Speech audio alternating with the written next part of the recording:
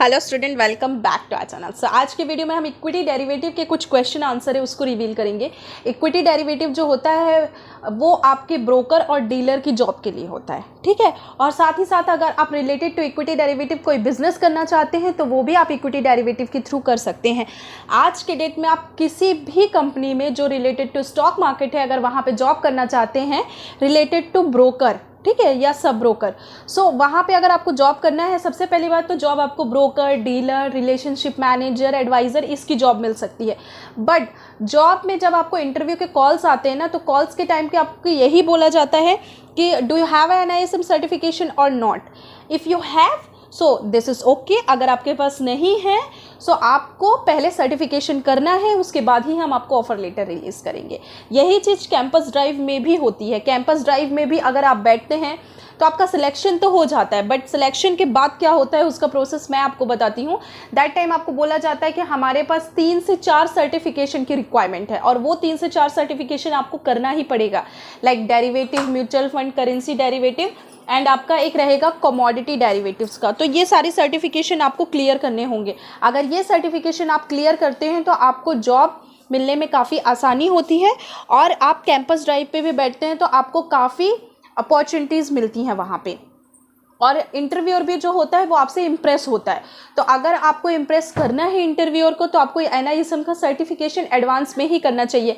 अगर आप किसी भी स्ट्रीम से हैं, लाइक अगर आप बी कर रहे हैं या आप बी करके आप स्टॉक मार्केट कैंपस में भी बैठना चाहते हैं, स्टॉक मार्केट की तरफ मूव करना चाहते हैं, या आप BSc कर रहे हैं, BCom, BA, B फार्मा, आप किसी भी स्ट्रीम के हो, या फिर आप BBA कर रहे हैं, MBA कर रहे हैं, MCA कर रहे हैं, MCom कर रहे हैं, MTech, MSc कुछ भी कर रहे हैं आप, तो उस टाइम पे भी आप इक्विटी डेरिवेटिव या NISM का कोई भी सर्टिफिकेशन का कोर्स कर सकते हैं, कोई भी सर्टिफिकेशन का एग्जाम दे सकते हैं। ये सर्टिफिकेशन का जो एग्जाम होता है कोई लॉन्ग टर्म के लिए नहीं होता। आप ओनली 1 मंथ और 15 डेज की प्रिपरेशन से भी आपका एग्जाम क्लियर कर सकते हैं। प्रिपरेशन हम करवा के देते हैं।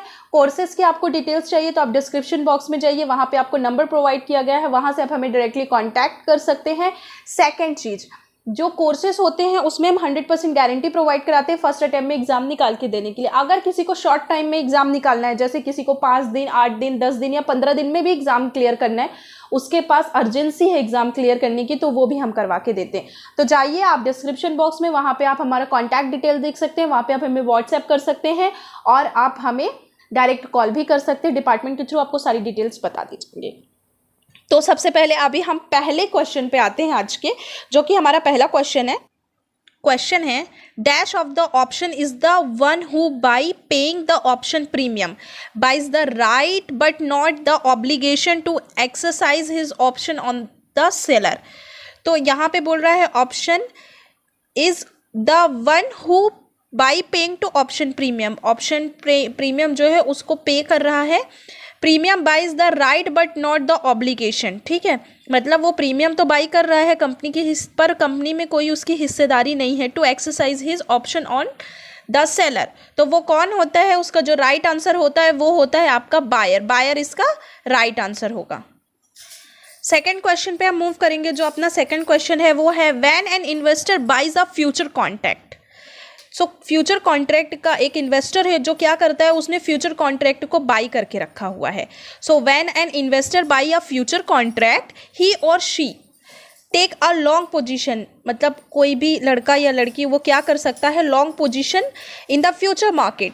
क्या वो फ्यूचर मार्केट में लॉन्ग पोजीशन ले सकता है? या राइट, वो फ्यूचर मार्केट में लॉन्ग पोजीशन ले सकता है। अब मैं आपको बताती हूँ कि डेरिवेटिव में एक टर्म यूज होता है जिसमें हम लॉन्ग, मतलब देखो अगर आप इक्विटी डेरिवेटिव की बात करें तो वहाँ पे 2 चीज़ होती है, एक इक्विटी और डेरिवेटिव।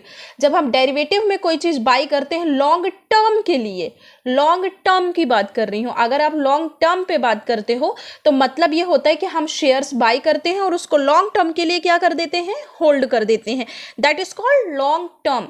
बट यहाँ पे बात कर रहा है long position in the future market. Long position in the future market मतलब होता है किसी भी पोजीशन का बुलिश व्यू, मतलब कि उसको बाई करना। सो लॉन्ग टर्म मतलब होता है ही और she takes a long position in the future market. क्या वो लॉन्ग पोजीशन कर सकता है फ्यूचर मार्केट में?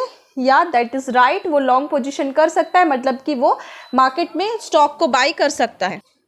तो लॉन्ग पोजीशन का मतलब होता है बाइंग, बाइंग मतलब कि बुलिश व्यू, और गोइंग शॉर्ट, यहाँ पे एक चीज़ और बात की जाती है, शॉर्ट पोजीशन, ठीक है। शॉर्ट पोजीशन मतलब होता है कि उसका मतलब ये होता है कि बियरिश व्यू, बियरिश मतलब होता है कि मार्केट गिरना चाहिए, उसका जो व्यू है, जो आपका इन्वेस्टर है उसका व्यू है बियरिश, बियरिश मतलब कि मार्केट गिरना चाहिए, बुलिश मतलब कि वो व्यू कर रहा है कि मार्केट अप साइड पे जाना चाहिए।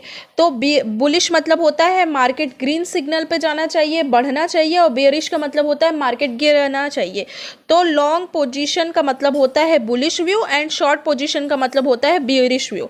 तो ये इसका राइट आंसर होता है। सो स्टूडेंट्स, आज के लिए सिर्फ इतना ही। अगर इससे रिलेटेड आपको कोई भी डाउट आता है तो कमेंट सेक्शन पे आप कमेंट्स कर सकते हैं, और अभी आपको जो भी कॉन्टैक्ट नंबर दिया है वहाँ से आप हमें कॉन्टैक्ट कर सकते हैं। तब तक के लिए take care of your health and family.